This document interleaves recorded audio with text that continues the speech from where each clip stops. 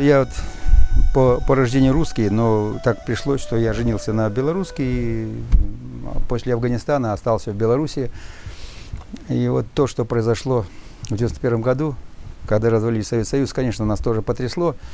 И вот уже сегодня, когда мне уже под 70 лет, я могу смело сказать, что да, я жалею, что тогда вот, честно, не взял автомат, не пошел как партизан и расстрелял там в Белорусской пуще всех этих предателей, которые действительно подписали договор о прекращении Советского Союза. Ну и вот потихонечку они уже умерли.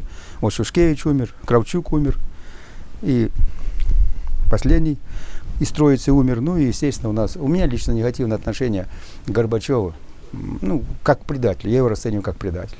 Вот, Родины нашей. Потому что, поверьте, я сам коммунист был, честно служил Родине, искренне служил Родине. Вот эти 2 ордена Красной Звезды с 25 декабря 1979 года по 22 декабря 1981 года я первый лейтенант Советского Союза, который вернулся живым с 2 орденами Красной Звезды.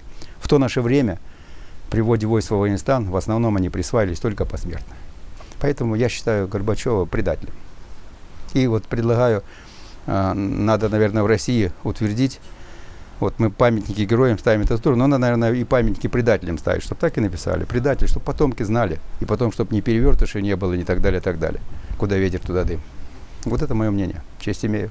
Мне было 2 года, когда началась перестройка, даже 1,5 года. И, я называл Михаил Сергеевич Горбачок. С одной стороны, очень грустно то, что СССР развалился. Но, с другой стороны, революция не переросла в гражданскую войну. Для меня Горбачев и его уход это еще один вот такой момент, звоночек о том, что вот окончательно уходит вот та эпоха,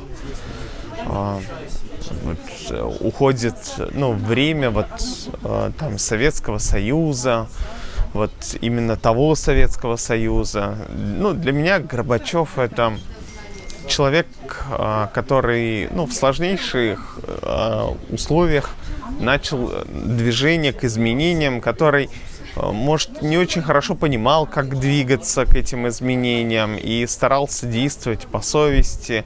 Этот человек уже был более такого, более мирного, более мягкого поколения, да, и вот, и он понимал, что эти изменения нужны, и как-то к ним двигался. И дальше можно рассуждать, там, можно ли было лучше к этим изменениям идти или худше.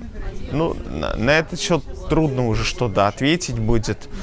Вот. Но, тем не менее, вот то, что мы сейчас имеем, меня вполне себе устраивает. Я радуюсь. То есть у меня есть свобода для реализации. Вот у нас свобода перемещения. Куча гражданских свобод. И все это начато было Горбачевым и было достаточно бескровно проведено. Вот. Поэтому никаких претензий к Горбачеву у меня нет.